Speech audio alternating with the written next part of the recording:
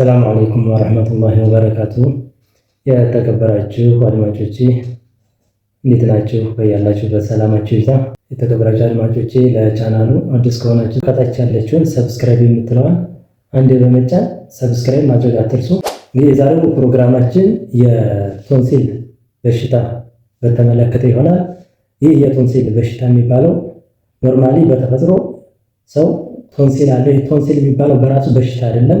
ቶንሲል የሚባለው አንዱ የኢሚኖ ሲስተማችን አንድ ፓርት ወይም ክፍል ነው። ቶንሲል በሽታ የሚሆነው ቶንሲላችን በባክቴሪያ ወይም በቫይረስ ሲጠቃ ያኔ ችግር በላው ላይ ሲደርስበት ነው በሽታ የሚባለው እንጂ ቶንሲል ኖርማሊ በሽታ አይደለም። ቶንሲል የሚባለው በጉሮሯችን ጀርባ ላይ የክብ ቅርጽ ያላቸው የሆኑ ነገሮች ናቸው። እነዚህ ቶንሲሎች በጣም ብዙ ጥቅሞች አሉት። ከጥቅሞቹ ውስጥ በአየር መልክ ይሁን ወይም በሌላ በሳሊቫ መልክ አንድ ሰው ኮንታ ሲሆን የተለያዩ ቫይረሶችና ባክቴሪያዎች ወደ ሰውነታችን ወይም ወደ አየር ቱቦአችን ሊገቡ ሲሉ እነዛን እንዳይገቡ በመከልከል ወይም በማጣራት እንዲመለሱና እንዲወገዱ ያደርጋል ማለት ነው። ቶንሲል የሚባለው WBC በማምረት ወይም በማመንጨት በሽታዎችን ይከላከላል ማለት ነው። ወደ ሰውነታችን እንዳይገቡ አላስፈላጊ የሆኑ ነገሮችን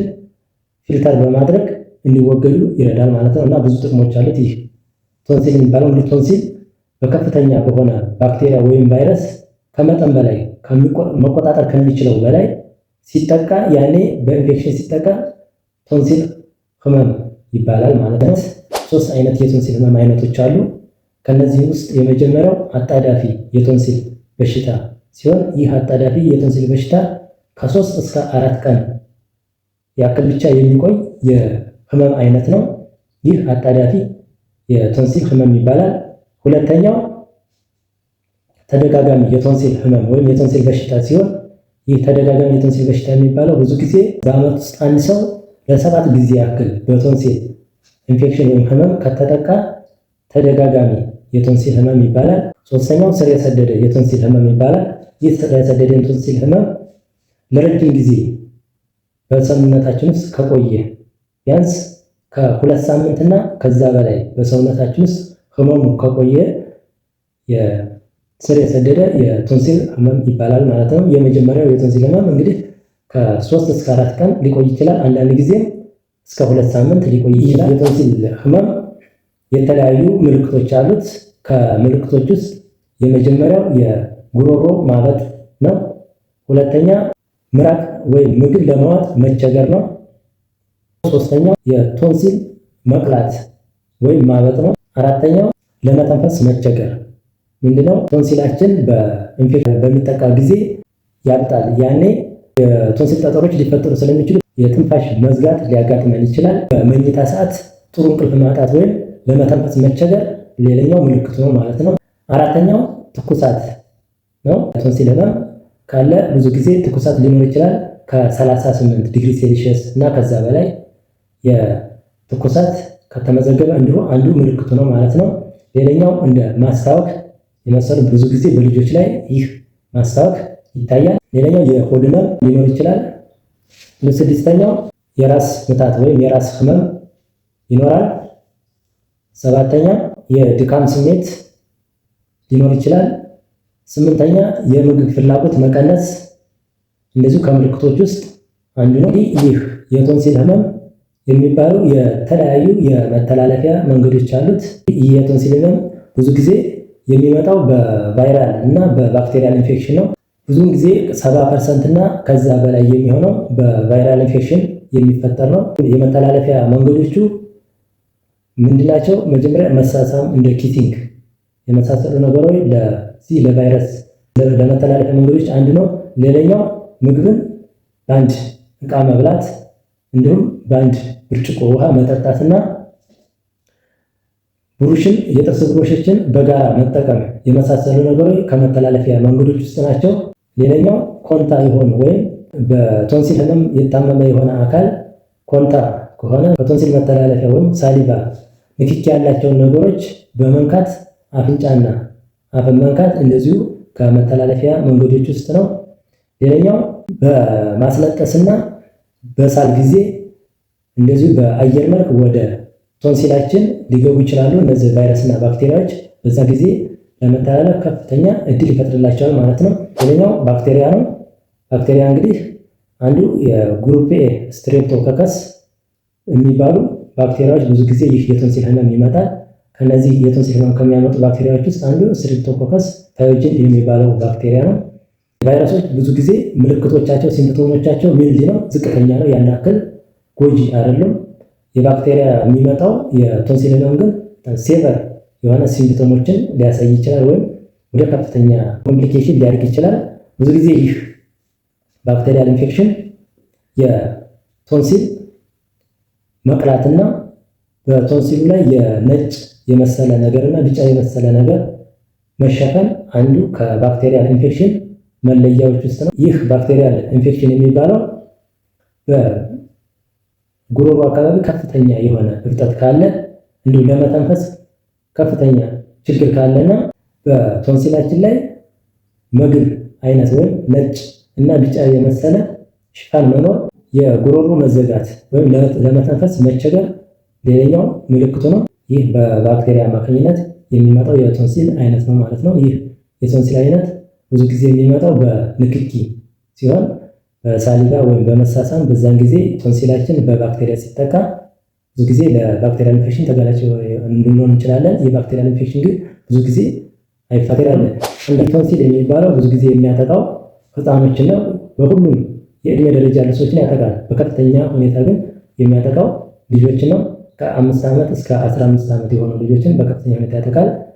ምክንያቱ ደግሞ ብዙ ጊዜ በትምህርት ቤት ሊሆን ይችላል፣ በአንድ ተጠጋግቶ የመቀመጥ የሳሊቫ ሊሆን ይችላል፣ ክሎዝ ኮንታክት ሊሆን ይችላል። በብዙ መልኩ ይቀራረባሉ። ለጨዋታም ሊሆን ይችላል፣ ለሌላ ምክንያቶች ብዙ ጊዜ ስለሚቀራረቡ በመሃላቸው ንክኪ ስለሚፈጠር ብዙ ጊዜ ለመተላለፍ ከፍተኛ የሆነ መንገድ ያገኛል ማለት ነው። በዛን ጊዜ ልጆች የበለጠ ሊጠቁ ይችላል። ሁለተኛ የበሽታ የመከላከል አቅማቸው ዝቅተኛ ነው። ብዙ ጊዜ ህፃኖች በዚህ በቫይራል ኢንፌክሽን እና በባክቴሪያል ኢንፌክሽን ስለማይጠቁ ያንን ቫይረስ ወይም ባክቴሪያ የሚከላከል የሆነ አንቲቦዲ ወይም ጸረ የሆነ አንቲቦዲ ስለማይመረት ብዙ ጊዜ ያንን የሚመጣውን ባክቴሪያ ወይም ቫይረስ የሆነ ኢንፌክሽን መከላከል አይችልም ኢሚዩኒቲያቸውና በዛን ጊዜ በከፍተኛ ሁኔታ ወይም በተደጋጋሚ ለዚህ ለቶንሲል ህመም ሊጋለጡ ይችላሉ። የቶንሲል ህመም የራሱ ትሪትመንቶች አሉት። እንግዲህ ትሪትመንቱን የምንሰጠው ከበሽታው ሁኔታ አይተን ነው። እንግዲህ ባክቴሪያል ነው ወይስ ቫይራል ነው የሚለው መለየት ይኖርብናል። እንግዲህ ኢንፌክሽኑ ቫይራል ከሆነ ብዙ ጊዜ በአንቲባዮቲክስ ሊታከም አይችልም። እንደዚሁ ባክቴሪያል ከሆነ ደግሞ በአንቲባዮቲክ ሊታከም ይችላል። እንግዲህ የቶንሲል ህመሙ ባክቴሪያል ኢንፌክሽን ከሆነ በአንቲባዮቲክ እንደ አሞክሲሲሊን ያሉ እና ሌሎችም እንደ ሴፕትራ የመሳሰሉ ነገሮችን በመጠቀም ማከም እንችላለን። ቫይራል ኢንፌክሽን ከሆኑ ግን ብዙ ጊዜ ይህንን ማሳገሻ የሆኑ ነገሮችን ብቻ ነው ልናደርግ የምንችለው። በአንቲባዮቲክስ ማከም ስለማንችል እንደ ፓራስታሞል እና እንደ ኢቡፕሮፊን የመሳሰሉ ማስታገሻዎችን በመስጠት በሽታውን ለመቀነስና ለመቆጣጠር እንሞክራለን። እንግዲህ ቫይራል ኢንፌክሽን ከሆኑ ብዙ ጊዜ መጠቀም ያለብን በቤታችን ያሉ የቶንሲል ህመምን ለመከላከል ወይም ለመዳን የምንጠቀማቸው የተለያዩ ዘዴዎች አሉ። ከነዚህ ዘዴዎች ውስጥ የመጀመሪያው እረፍት መውሰድ ነው፣ ወይም በቂ እንቅልፍ ማግኘት አንዱ የቶንሲል ህመም እንዲቀንስ ወይም የቶንሲል ህመምን ለመከላከል አንዱ ዘዴ ነው። ሁለተኛው የቶንሲል ህመምን እንደዚሁ ለማከም በቤታችን ውስጥ ከምንጠቀማቸው ነገሮች ውስጥ ሁለተኛው ትኩስ ነገሮችን መጠቀም ነው። እንደ ዝንጅብል ሻይ የመሳሰሉ ማር እና ሎሚ የመሳሰሉ ነገሮችን በሞቀ ውሃ ውስጥ በመጨመር መጠጣት እንደዚሁ ከፍተኛ የሆነ ጥቅም አለው።